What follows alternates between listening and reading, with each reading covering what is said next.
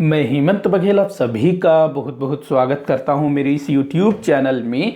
छत्तीसगढ़ सामान्य अध्ययन से संबंधित 10 प्रश्नों पर रोज हम लोग चर्चा कर रहे हैं और यहां मैं जितने भी प्रश्न लेता हूं सभी प्रश्न सीजी व्यापम और सीजी पीएससी की तैयारी करने वालों के लिए काफ़ी महत्वपूर्ण हो सकता है। तो आप लोग वीडियो को जो है रोज देखा करिएगा। रोज सुबह 7 बजे ये वाला वीडियो जो है अपलोड हो जाता है और मैं इसको डेली ही अपलोड करने की कोशिश करता हूं।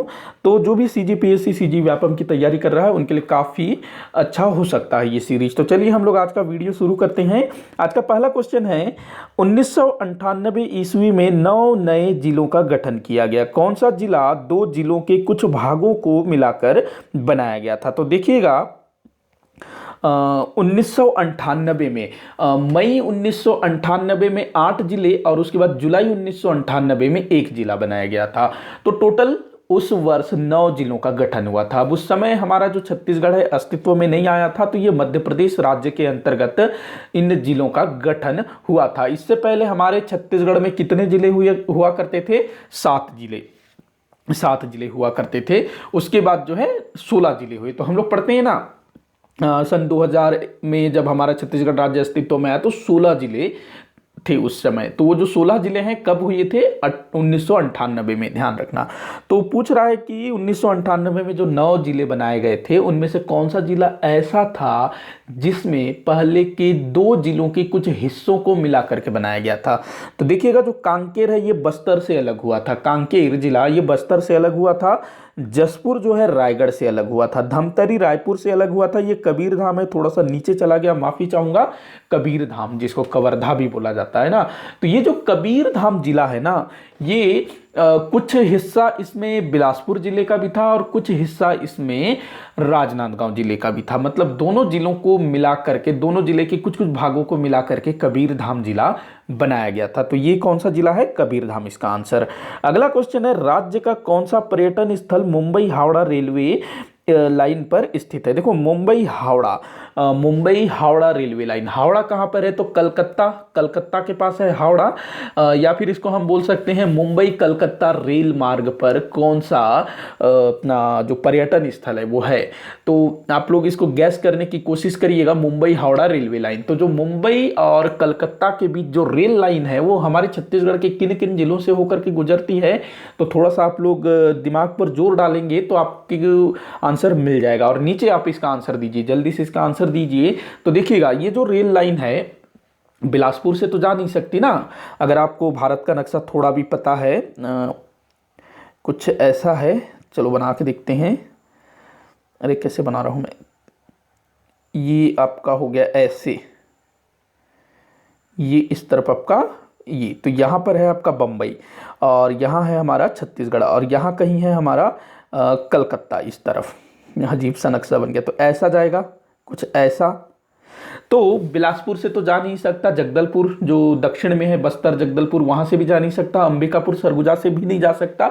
तो ये रायपुर वगैरह से होता हुआ जाएगा। रायपुर हो गया, दुर्ग हो गया, भिलाई हो गया, राजनांदगांव हो गया और आपका महासमुंद हो गया। तो इस तरफ कौन सा पर्यटन स्थल है? तो देखिएगा रतनपुर तो बिलासपुर में है, ये हो नहीं सकता। भोरमदेव कवर्धा में है। डोंगरगढ़ राजनांदगांव में है। दंतेवाड़ा तो भाई दक्षिण में, ये तो बिल्कुल नहीं हो सकता। ये जो डोंगरगढ़ है ना जो राजनांदगांव जिले में है, तो इसी डोंगरगढ़ में, ये जो डोंगरगढ़ है यही जो है आपका मुंबई हावड़ा रेलवे लाइन पर स्थित है। डोंगरगढ़ में क्या खास बात है भाई? तो यहाँ पर माँ बमलेश्वरी जी का मंदिर है, काफी पुरानी मंदिर है और इस क्षेत्र को पहले कामावती पुरी के नाम से जाना जाता था ना। ये जो इसका जो इतिहास बताया जाता है काफी पुराना है। तो ये डोंगरगढ़ जो है मुंबई हावड़ा रेल मार्ग पर स्थित है। यहाँ काफ़ी रेलें भी चलती है ना, रायपुर से डोंगरगढ़ के लिए लोकल ट्रेन भी काफ़ी चलता है। जब माता का जब नवरात्रि शुरू होता है उस टाइम पर काफ़ी सारे गाने भी बने हुए हैं ना, डोंगरगढ़ जाने को पैसे दो ना, रेलगाड़ी में बैठ के जाऊंगा ऐसे, वो गाना अपने यहाँ बहुत बजता था पहले, डोंगरगढ़ जाने को पैसे दो ना बोल के। चलिए आगे देखते हैं। छत्तीसगढ़ राज्य गठन के समय क्या सही नहीं है? तो हमारे छत्तीसगढ़ राज्य का गठन कब हुआ था भाई? आप लोग बताओ कमेंट करके जल्दी से। और इनमें से क्या सही नहीं है छत्तीसगढ़ राज्य के गठन के समय में? तो देखो प्रधानमंत्री कौन थे भाई? अटल बिहारी वाजपेयी जी थे उस समय प्रधानमंत्री। राष्ट्रपति KR नारायणन जी थे, जी हाँ बिल्कुल सही है।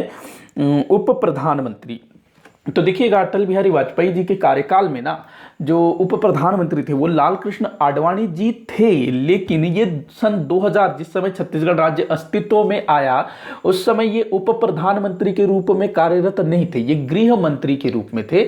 बाद में ना 2002 से 2004 के बीच ये उप प्रधानमंत्री रहे। तो जो लाल कृष्ण आडवाणी जी हैं ये उस समय क्या थे, गृह मंत्री थे, न कि उप प्रधानमंत्री। मध्य प्रदेश के मुख्यमंत्री दिग्विजय सिंह, बिल्कुल सही है ये भी। तो ये आपका जो है गलत हो जाएगा, मतलब कौन सा कथन सही नहीं है वो बताना था। तो लाल कृष्ण आडवाणी जी उस समय गृह मंत्री थे। अगला क्वेश्चन देखते हैं, तुपकी का संबंध किस पर्व से है? तुपकी, तो ये हमारे छत्तीसगढ़ का एक परंपरा है तुपकी। ये वाला क्वेश्चन ना मैंने पीछे किसी वीडियो में लिया था और किसी हमारे सब्सक्राइबर ने बोला था कि जो तुपकी का संबंध है ये दशहरा से है। तो ये दशहरा से बिल्कुल नहीं है, दशहरा से इसका कोई भी संबंध नहीं है। इसका जो संबंध है ना वो है गोंचा से। गोंचा जो कि आषाढ़ मास के शुक्ल पक्ष द्वितीया को मनाया जाता है। गोंचा का पर्व बस्तर क्षेत्र में काफी लोकप्रिय है गोंचा का पर्व। और गोंचा पर्व में क्या होता है, जो जगन्नाथपुरी है उड़ीसा का, वहां पर रथ चलते हैं ना, भगवान श्री कृष्ण, उनके बड़े भाई बलभद्र जी, उनकी बहन सुभद्रा जी, तो इन तीनों को जो है रथ में बिठा करके परिक्रमा करवाई जाती है। ये लोग अपने मौसी के घर जाते हैं, पूरे नगर में भ्रमण कराया जाता है। तो यही जो सेम चीज है ना बस्तर में भी होती है और भारत के और कई सारे स्थानों पर इस तरह के कार्यक्रम होते हैं। तो जो बस्तर में जब गोंचा पर्व मनाया जाता है, रथ यात्रा आषाढ़ माह के शुक्ल पक्ष द्वितीया को, तो वहां के जो आदिवासी लोग हैं उनके द्वारा जो है ना एक तुपकी नामक ये क्या बोलेंगे इसको, जैसे पिचकारी होता है ना, पिचकारी में आप पानी भरते हो और फिर फायर करते हो, तो कुछ उसी तरह का होता है, लेकिन इसमें पानी नहीं भरा जाता है। ये कुछ ऐसा होता है, सॉरी ये ना कुछ ऐसे होगा, ये बांस का बना हुआ होता है, बांस का, और इसमें फिर ना सुंदर रंग बिरंगे कागज उससे सजा दिया जाता है। ये बांस का बना हुआ होता है, ऐसा नहीं, ऐसे नहीं, ये कुछ ऐसे टाइप का बना रहेगा, मतलब जैसे बांस का जो चटाई होता है ना कुछ उस तरह का ये होगा ये। उसके बाद फिर बांस की जो डंडी है वो यहाँ पर फंसी रहेगी, बांस की डंडी जो कि अंदर से खोखला होगा, बांस अंदर से खोखला होता है ना, तो उस तरह की डंडी यहाँ पर लगी रहेगी। और दूसरा जो है एक ट्रिगर होगा, इस तरह का एक पतला बांस का डंडा होगा और उसका हत्था होगा थोड़ा सा चौड़ा। उसका ना फोटो अगर मैं दिखा सकूं तो आपको दिखाऊंगा जरूर। तो ये इसका ट्रिगर होगा। तो क्या किया जाता है, ये वाला जो भाग है ना, ये जो खोखला भाग है, यहाँ पर खोखला होगा यहाँ पर, तो वहां पर एक बेर टाइप का एक फल होता है, वो बेर नहीं होता है, बेर जैसा एक फल होता है, गोल सा छोटा सा होता है। बेर तो थोड़ा बड़ा होता है, बहुत ज्यादा बड़ा होता है, वो काफी छोटा होता है, इतना छोटा होता है कि पतले बांस के अंदर जो खोखला जो छेद होता है उसमें घुस सके। तो इसमें जो है इस बेरी को जो है भरा जाता है इसके अंदर और ठूसा जाता है। उसके बाद फिर ये जो ट्रिगर है ना इसको फिर यहाँ घुसाया जाता है, क्योंकि ये पतला होता है, इसको यहाँ पर घुसाते हैं और जोर से जो है उसको दबाते हैं, और ये जो बेर है ना, बेरी, ये फिर धक्के से फिर इधर आ जाता है, धक्के से इधर आ जाता है और यहाँ से आवाज करते हुए बाहर निकल जाता है। तो ये क्या है, तुपकी। तो ये एक तरह का आप बोल सकते हो खिलौना है, या फिर आदिवासियों का एक तरह से बंदूक इसको हम बोल सकते हैं। तो ये बंदूक हालांकि वैसा है नहीं कि अगर किसी को लगेगा तो बस चटका लगेगा, जोर से ऐसा चटका लगेगा, थोड़ा सा दर्द भी होगा, उतना ज्यादा दर्द नहीं होगा। तो ये तुपकी है जो कि गोंचा पर्व में इसको यूज किया जाता है स्पेशली। और बस्तर दशहरा से इसका कोई भी संबंध नहीं है, ध्यान रखिएगा। आगे बढ़ते हैं, अगला क्वेश्चन देखते हैं, निम्न में से किसका कभी भी छत्तीसगढ़ से संबंध नहीं रहा है? तो नीचे 3 महापुरुषों के नाम दिए हुए हैं, महापुरुष कहेंगे कि क्या कहेंगे इनको, खैर जो भी हैं। तो वैसे तो कालिदास जी तो एक महान व्यक्ति थे ही थे, नागार्जुन भी थे ही थे, वेनसॉन्ग भी देखा जाए तो ठीक ठाक है, काफ़ी कुछ उनसे भी हमको जानकारी मिलती है। तो देखिएगा, बोल रहा है कि निम्न में से किसका संबंध छत्तीसगढ़ से नहीं रहा है? तो महाकवि कालिदास जी जिस समय वाकाटक वंश के शासक प्रवरसेन शासन कर रहे थे उस समय ये छत्तीसगढ़ आए हुए थे, और इनका एक खंड काव्य है ना मेघदूत, उसकी रचना इन्होंने रामगढ़ की पहाड़ियां जो कि सरगुजा क्षेत्र में है वहां पर रह करके इन्होंने मेघदूत की रचना की थी। उसके बाद नागार्जुन जो कि सातवाहन और कुषाण वंश के समकालीन है, तो ये भी हमारे छत्तीसगढ़ में आए हुए थे। उसके बाद वेनसोंग जो कि हर्षवर्धन के समय में भारत आया हुआ था और इसने ना संपूर्ण भारत की यात्रा की थी और उसमें हमारा छत्तीसगढ़ भी शामिल था। इसने हर्षवर्धन के राज्य की यात्रा की, फिर ये दक्षिण की ओर आता है छत्तीसगढ़ होते हुए, फिर पुलकेशिन द्वितीय जो चालुक्य वंश का शासक था उस समय, उसके राज्य में भ्रमण करता है, फिर दक्षिण में चला जाता है कहाँ पर, पल्लव वंश का शासक उस समय शासन कर रहा था, नरसिंह वर्मन प्रथम। तो पूरे भारत की इसने भ्रमण किया है। तो ये तीनों से ही संबंध रहा है। तो उपरोक्त सभी का संबंध छत्तीसगढ़ से रहा है। तो ये आपका आंसर हो जाएगा। अगला क्वेश्चन देखते हैं। मार्च 2003 में राज्य शासन द्वारा 3 जिलों के नाम परिवर्तित किए गए, इनमें से कौन सा एक जिला उनमें से नहीं है? तो देखिएगा, ये ना मैंने जो हमारा छत्तीसगढ़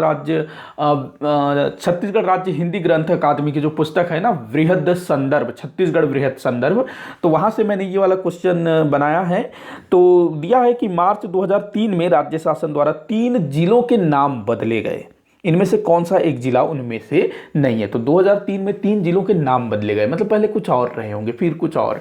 तो देखिएगा, कबीरधाम ये पहले ना कवर्धा के नाम से जाना जाता था। किस नाम से जाना जाता था? कवर्धा। लेकिन इसका नाम क्या रख दिया गया? कबीर धाम, क्योंकि ये जो क्षेत्र है कवर्धा का क्षेत्र, ये कबीर पंथियों के लिए बड़ा फेमस है। मतलब जो कबीर दास जी के जो अनुयायी हैं, उनके जो शिष्य हैं, उनको जो मानते हैं, तो उनका एक तरह का ये धाम है, इसीलिए इसको बोला गया कबीर धाम। 2003 में, मार्च 2003 में कांकेर, देखिएगा जो कांकेर है ना, इसका नाम किया गया उत्तर बस्तर कांकेर। ऑफिशियल नाम आज भी ना उत्तर बस्तर कांकेर है। उसके बाद जो दंतेवाड़ा है, इसको बोला गया दक्षिण बस्तर कांकेर। दक्षिण बस्तर कांकेर ये इनका जो है सरकारी नाम या शासकीय नाम। वैसे बोलचाल में कांकेर और दंतेवाड़ा ही बोलते हैं, लेकिन कागजी कार्यवाही में उत्तर बस्तर कांकेर, दक्षिण बस्तर कांकेर इस तरह से लिखा जाता है। तो उपरोक्त सभी जिलों के नाम परिवर्तित किए गए थे। तो द आपका आंसर होगा। अगला क्वेश्चन देखते हैं। निम्न में से कौन सा जिला किन्हीं भी 2 राज्यों की सीमा को स्पर्श नहीं करता है? बहुत बढ़िया क्वेश्चन है, भूगोल से संबंधित क्वेश्चन है, और इस तरह के प्रश्न सीजी व्यापम, सीजी पीएससी दोनों ही भर भर के पूछते हैं। तो जल्दी से आप लोग नीचे इसका आंसर करिएगा। अगर आप लोगों ने छत्तीसगढ़ के नक्शा को अच्छे से स्टडी किया है तो आप इस तरह के क्वेश्चन को बिल्कुल भी गलत नहीं करोगे। वैसे मैंने ना अपने चैनल पर छत्तीसगढ़ राज्य के जितने भी जिले हैं, अड़ोस पड़ोस के जितने भी राज्य हैं, सबके बारे में अच्छे से बताया, कौन सा जिला किस राज्य को छूता है नहीं छूता है। आप लोग जरूर देखिएगा उस वाले वीडियो को, काफ़ी अच्छे से मैंने उसको समझाया है। तो अगर बीजापुर की बात करें तो जो बीजापुर है, एक तरफ तो ये महाराष्ट्र की सीमा को स्पर्श करता है और दूसरी तरफ ये तेलंगाना राज्य की सीमा को स्पर्श करता है। मतलब ये 2 राज्यों की सीमा को स्पर्श करता है। राजनांदगांव जिले की बात करें तो ये एक तरफ महाराष्ट्र और दूसरी तरफ मध्य प्रदेश राज्य की सीमा को स्पर्श करता है। रायगढ़ ना केवल और केवल उड़ीसा राज्य की सीमा को स्पर्श करता है, ध्यान रखना। उसके बाद है बलरामपुर। देखो बलरामपुर तो भाई एक लेवल ऊपर चला गया, ये 2 नहीं 3 राज्यों की सीमा को स्पर्श करता है। तो बलरामपुर आपका जो है मध्य प्रदेश को स्पर्श करता है, उत्तर प्रदेश को स्पर्श करता है, झारखंड को भी स्पर्श करता है बलरामपुर। हाँ, जसपुर को भी स्पर्श करता है, लेकिन वो एक जिला है। तो राज्यों में 3 राज्य, मध्य प्रदेश, उत्तर प्रदेश, झारखंड, इनको जो है बलरामपुर स्पर्श करता है। तो यहाँ क्वेश्चन क्या बोल रहा है? 2 राज्यों की सीमा को स्पर्श नहीं करता है, तो रायगढ़ इसका आंसर होगा। वो केवल और केवल एक ही राज्य से लगा हुआ है। इसके अलावा जो जसपुर है ना, वो झारखंड से भी लगा हुआ है और उड़ीसा से भी लगा हुआ है जसपुर जिला।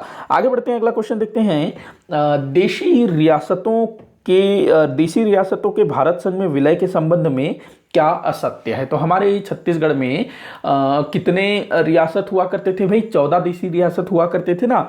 तो इन 14 देशी रियासतों के भारत संघ में विलय के संबंध में कौन सा कथन असत्य है, ये आप लोगों को बताना है। तो चलिए देख लेते हैं। पहला दिया हुआ है छुई खदान, नांदगांव, खैरागढ़ और कवर्धा रियासत को दुर्ग जिले में शामिल किया गया। तो देखिएगा, ये थोड़ा सा मिस्टेक हो गया, ये गया। तो छुई खदान, नांदगांव, खैरागढ़ और कवर्धा, इन चारों रियासतों का विलय दुर्ग जिले में किया गया बोल रहा है। कब? 1 जनवरी 1948 को विलय हुआ था ना इन 14 देशी रियासतों को। तो ये वाला बिल्कुल सही है, इन चारों रियासतों को ना दुर्ग जिले में मिलाया गया। उस समय राजनांदगांव जिला अस्तित्व में नहीं आया था, बाद में बना। उसका दूसरा कथन है शक्ति रियासत को बिलासपुर जिले में शामिल किया गया। जी हाँ, बिल्कुल सही है, ये भी सही है आपका, ये भी सही है, दोनों सही है। अगला दिया हुआ है चांग भखार, कोरिया, सरगुजा एवं जसपुर रियासत को मिलाकर सरगुजा जिला बनाया गया। तो देखिएगा ये आपका जो है क्या हो गया, चांग भखार, कोरिया, सरगुजा, जसपुर रियासत को मिलाकर सरगुजा जिला बनाया गया। नहीं नहीं नहीं नहीं, यहाँ पर जसपुर नहीं आएगा। जो चांग भकार है, कोरिया है, सरगुजा है, इन तीनों रियासतों को मिलाकर के ना सरगुजा जिला बनाया गया। मतलब आपका ये वाला जो है गलत होगा। जो जसपुर रियासत है ना, ये जसपुर रियासत, उदयपुर रियासत, रायगढ़ रियासत और सारंगढ़ रियासत, इन चारों रियासतों को मिलाकर के रायगढ़ जिला बनाया गया। ध्यान रखना, जसपुर जो है सरगुजा जिले में शामिल नहीं किया गया, वो रायगढ़ जिले में शामिल किया गया। तो कौन सा कथन असत्य है बताना था, तो ये आपका असत्य है। बस्तर व कांकेर रियासत को मिलाकर बस्तर जिला बनाया गया, ये भी सही है। तो आपका जो स है वो आपका उत्तर होगा, गलत है वो। अगला क्वेश्चन है बलौदाबाजार जिले में स्थित बाघ पंजा स्थल का संबंध है। तो जल्दी से आप इसका आंसर करिएगा। तो बाघ पंजा स्थल का संबंध किनसे है भाई, तो वो है आपके सतनाम पंथ बाबा गुरु घासीदास जी। देखो जो बलौदा बाजार का नाम आता है ना, तो उसमें अधिकतर चीजें बाबा गुरु घासीदास जी से संबंधित होती ही होती है। तो बाघ पंजा स्थल ये कहाँ से संबंधित है, सतनाम पंथियों से संबंधित है, अर्थात बलौदा बाजार गिरौदपुरी। आगे बढ़ते हैं, अगला क्वेश्चन देखते हैं, इस वीडियो का आखिरी क्वेश्चन। गावर घाट जलप्रपात किस जिले में स्थित है। गावर घाट जलप्रपात, देखो ये कोई जैसे कि चित्रकूट जलप्रपात हो गया, तीरथगढ़ जलप्रपात हो गया, अमृतधारा जलप्रपात हो गया, इनको तो लगभग अधिकतर लोग जानते हैं। लेकिन इस तरह के छोटे छोटे जलप्रपात इसको जो है अधिकतर उस क्षेत्र के लोग ही जानते हैं।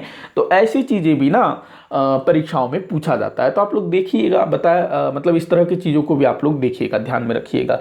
तो ये जो गावर घाट जलप्रपात है ना, ये हसदो नदी पर है। कहां पर है भाई, हसदो नदी पर है और कोरिया जिले में है। ये हसदो नदी जिसका उद्गम कोरिया जिले से हुआ है ना, फिर ये कोरबा जिले में प्रवाहित होती है, उसके बाद फिर कोरबा, जांजगीर चांपा, तो कोरिया जिले में है गावरघाट जलप्रपात हसदेव नदी पर। हसदेव नदी में ही अमृतधारा जलप्रपात भी है। इसी के साथ आज का ये वीडियो यहीं पर समाप्त होता है। आप मुझे कमेंट करके बताइएगा कि आपसे कितने क्वेश्चन सॉल्व हुए। किसी भी क्वेश्चन में कोई भी दिक्कत हो, कोई भी डाउट हो, या मैंने कोई गलत जानकारी दी हुई है, तो आप लोग नीचे कॉमेंट बॉक्स में लिख सकते हैं, मैं उसको सॉल्व करने की कोशिश करूंगा। वीडियो को जितना हो सके आप उतना इसको शेयर करिएगा। अच्छा लगा हो वीडियो तो लाइक जरूर करिएगा। अगर अभी तक मेरे चैनल को सब्सक्राइब नहीं किया है तो जरूर से सब्सक्राइब कर लें, ताकि इसी तरह के वीडियोस आपको आने वाले समय में और भी देखने को मिलते रहें। वीडियो को आखिर तक देखने के लिए बहुत बहुत धन्यवाद।